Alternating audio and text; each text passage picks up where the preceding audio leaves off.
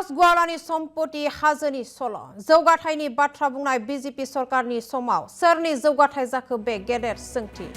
सोर एमएलएआ बेसेबां सम्पतिनि हाजो सोरजिखो साइकेल सालायना बिधान सभायाव थांलाय फैलाय खालामग्रा एमएलएनि गुबै महर बिथाङानो जादों दुलियाजाननि एमएलए टेरेस गुवाला एमएलए टेरेस गुवालानि हाजो बायदि सम्पति डिब्रुगड़ तिनिसुकिया दुलियाजानाव मुङै इनायै सम्पति दं टेरसनि बिसि आंगोनि सम्पति नुयोब्ला सोमोनांगोन नोंथाङाबो सा हारिसानि दैदेनगिरि जानानैबो ट्राइबेल मोनथाय मावसुमानि मजुरि बांहोनायाव सिरि बिफाव दुलियाजानाव लामा सामा गैया नाथाय जेराव नायो बेवहायनो टेरसनि सम्पति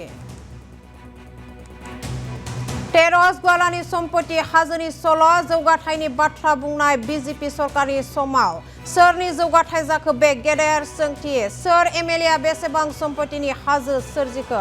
साइकेल सालायना बिधान सभायाव थांलाय फैलाय खालामग्रा एमएलएनि गुबै महर बिथाङानो जादों दुलियाजाननि एमएलए टेरेस गुवाला आरो बे आयदायाव मोनसे जर'खा फोरमायनो लाबाय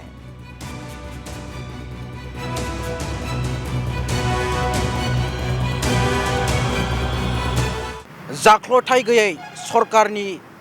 बाथ्रा बुंनाय बीजेपीनि सरकाराव जाख्ल'नायनि सोराङाव फैदों आरो सोर बे एमएलएआ बे आसाम बिधानसभा एबा आसाम आयेन आफादनि एमएलएआ जाख्ल'नानै गोबां हाजो बायदि सम्पति आरजिनायनि जोंनिसिम खारिथि मोनदों बिथाङानो जाबाय दुलियाजाननि एमएलए टेरस गुवाला बिथाङा साधारन सुबुं महरै थानानै दिनै एमएलए महरै मोननानै थांनाय 10 बोसोराव गोबां सम्पति आरजिनानै हाजो बायदि सम्पति आरजिनायनि मोनसे खारिथि जोंनिसिम सौफैदो आरो बिथाङा बेबायदिनो थांनाय 10 बोसोराव गोबां जाख्ल'नानै हाजो बायदि सम्पति आरजिदों आरो बेबायदिनो गोख्रों अजद थिखांदों बे जोंनिसिम बे खारिथि सौफैदो थांनाय बीजेपी सरकारा जाख्ल'नाय गैयै आरो जेबो रोखोमनि बे करापसन गैयै सरकार सालायनायनि मोनसे बाथ्रा बुंबाय थानाय बे बीजेपी सरकारा नाथाय बे समाव जाख्ल'नाय बाथ्राया सोराङाव फैदों आरो बेबायदिनो दुलियाजाननि एमएलए टेरस गुवालानि मुङा बेबायदि रायखांजादों आरो गोबां सावरायजानाय दुलियाजान डिब्रुगड़ तिनिसुकियावबो सावरायजादों डिब्रुगड़ तिनिसुकिया आरो दुलियाजानाव बेबायदिनो गोबां सम्पति आरजिनायनि जोंनिसिम खारिथि मोनदों आरो गावनि मुङैनि अनगायैबो बिसिनि आंगोनि सुबुंनि मुङावबो बेबायदिनो गोबां सम्पति आरजिदों दुलियाजाननि एमएलए टेरस गुवालाया आरो बे टेरस गुवालाया बेबायदिनो साहा हारिसानिफ्राय फैनाय सासे राजखान्थियारि दैदेनगिरि आरो बिथाङा बीजेपी सरकाराव थानानै बेबायदिनो गोबां जाख्ल'नायनि बाथ्रा जोंनिसिमबो खारिथि फैदों आरो बिसि आंगोनि मुङै बेबायदिनो गोबां सम्पति बिथाङा आरजिदों हाजो बायदि सम्पति बिथाङा आरजिनानै लादों नाथाय मोनसे गेदेर सोंथि बेरखांदों डक्टर हिमन्त बिश्व शर्मा दैदेननाय बे बीजेपी सरकाराव जाख्ल'नाय गैयै बाथ्रा बुंनाय बे बीजेपी सरकाराव दिनै गोबां सोर बे एमएलएफोरा थानानै गोबां जाख्ल'दों आरो बेबायदिनो टेरस गुवाला मुंनि एमएलएआ दुलियाजाननि एमएलएआ गोबां जाख्ल'नानै हाजो बायदि सम्पति आरजिनायनि बाथ्रा एबा खारिथिया जोंनिसिम सौफैदों आरो बिथाङा फिन आरोबाव बेबायदिनो साधारन सुबुंनि बायदियै बेनि अनगायै बा साधारन सुबुंनि अनगायैबो सासे एमएलए महरै आरो फिन बेबायदिनो गसंनो एबा एमएलए दारायनो थाखाय बिथाङा गोसो जादों एबा एमएलए दारायनो थाखाय बिथाङा थागथियारि जानायखौ जोङो खारिथि मोनदों नाथायबा बिथांनि जोङो सोंथि बेरखांदों थांनाय बिथाङा 10 बोसोराव गोबां जाख्ल'बाय आरो गोबां हाजो बायदि सम्पति आरजिबाय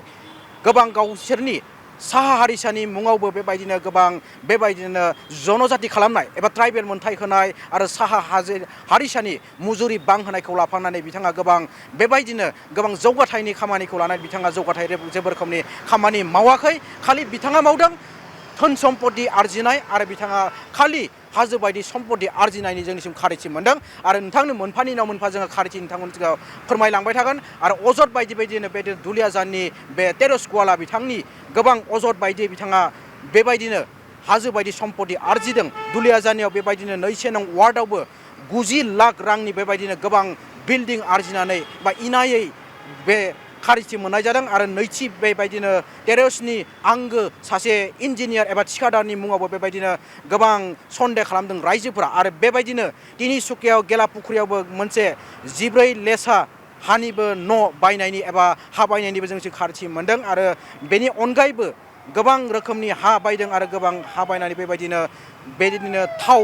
आरो गेस कम्पेनि आरो बायदि निपुखौ लाफानानै सा हारिसानि एबा साहा बागानबो गोबां बिथाङा बेबायदिनो जोंखोल माखोल बेबायदिनो बिल्डिं लुनानै बिथाङा धोन सम्पति आरजिनायनि जोंनिसिम खारिथि मोनदों। नाथाय गेदेर सोंथि बेरखांदों रायजोफोरनि सेराव बिथाङा साधारन सुबुंनिफ्राय बेबायदिनो सासे MLA महर एबा आसाम आयेन आफादाव एबा आसाम बिधान सभा बिथाङाव आसाम बिधान सभायाव बिथाङा सरासनस्रा सुबुं बायदियै साइकेल सालायनानै बिधान सभायाव फैनाय सासे MLAआ राजथान्दैया दिनै माबोरैहाय हाजो बायदि सम्पति आरजिखौ बेखौ लानानैबो गेदेर सोंथि बेरखांदों आरो गोबां सावरायजादों डिब्रुगड़ तिनिसुका दुलियाजानाव आरो बेखौ लानानै सन्देह फोरमायदों रायजोफोरा जोंनिसिम माबोरैहाय बेबायदि सरासनस्रा सुबुंनिफ्राय बेसेबां माबोरैहाय सम्पति हाजो बायदि सम्पति आरजिनो हागौ आरो गोबां बेबायदिनो अजद जोंनिसिम सफैदों। बेल' नङा गोबां रोखोमनि दुलियाजानाव बेबायदिनो इन्द्रपुरियावबो 2 बिघा बेबायदिनो इडेन कम्पेनियावबो गोबां बिघा हा बायनायनिबो जोंनिसिम खारिथि मोननाय जादों बिथाङा आरो अइल कम्पानि गेस कम्पानि निपुखौ लाफानानै साहा बागिसाजों गोबां जोंखोल मांखोल बेबायदिनो बिथाङा सम्पति आरजिनायनि जोंनिसिम खारिथि मोनदों आरो थांनाय 10 बोसोराव बेबायदिनो फारसेनिफ्राय लुथिनानै जाख्ल'नाय बे MLA दुलियाजाननि MLA टेरेस गवालाया माबायदिहाय बेबायदिनो हाजो बायदि सम्पति आरजिदों बा सोरजिना लादों आरो बेखौ लानानैबो गेदेर सोंख्रि बेरखांदों। सरासनस्रा सुबुंनिफ्राय बिथाङा सासे MLA जानानै बेबायदिनो हाजो बायदि सम्पति आरजिनायखौल' गोबां सावरायजानाय मोनदों आरो बे बिथिङाव डक्टर हिमन्त बिश्व शर्मा बिथाङा माबायदि गोख्रों बिफाव लागोन बेखौ लानानैबो गेदेर सोंथि बेरखांदों जोंनिसिम आरो फैबाय थानाय समाव बिथाङा फैगौ बिधान सभा बिसायख'थियावबो सासे MLA महरै MLA महरै बिथाङा गसंनो थियारि जादों। नाथायबा बिथाङा सासे MLA जानानै थांनाय 10 बोसोराव फारसेनिफ्राय जाख्ल'बाय आरो फारसेनिफ्राय जाख्ल'नानै धोन सम्पति आरजिबाय नाथाय सरासनस्रा सुबुङा दिनैसिमबो जौगाथाय मोनाखै। बिथांनि बियाबाव दुलियाजानाव जेबो रोखोमनि जौगाथाय जायाखै आरो लामा सामा जेबो रोखोमनि गोथौथि होआखै आरो दिनैसिमबो जेबो रोखोमनि गोथौथि होआखै लामा दालां जौगाथायनि खामानि बिथाङा मावाखै। बेखौ लानानैबो रायजोफोरनि सेराव गोबां सोंथि बेरखांदों आरो जोंनिसिम बेबायदिनो अजद सफैनाय बायदिबा बिथाङा इनायै गावनि मुङैनो नङा बिसिनि मुङाव आरो आंगोनि मुङाव बेबायदिनो गोबां लाख कौटि धोन सम्पति आरजिदों। हाजो बायदि धोन सम्पति आरजिनानै बिथाङा जाख्ल'दों आरो फैबाय थानाय समाव बे बिथिङाव मा बिफाव लागोन बेखौ लानानैबो सरकार फारसेनिफ्राय बा BJP गभर्नमेन्टआ मा बिफाव लागोन बिथां MLA दुलियाजाननि टेरेस गवालानि